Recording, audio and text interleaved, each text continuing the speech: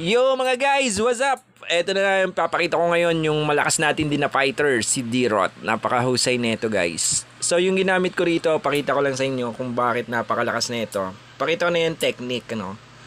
Yung technique talaga nito, yung second skill. Alam mo ba yung second skill, dapat 2 beses mo siyang pipindutin para makakancel mo yung SS nung kalaban. Kaya pag ginanon mo siya, kahit tank yan mag-SS sa'yo, hindi makaka-SS yan. Cancelado yan. Boy cancel to eh.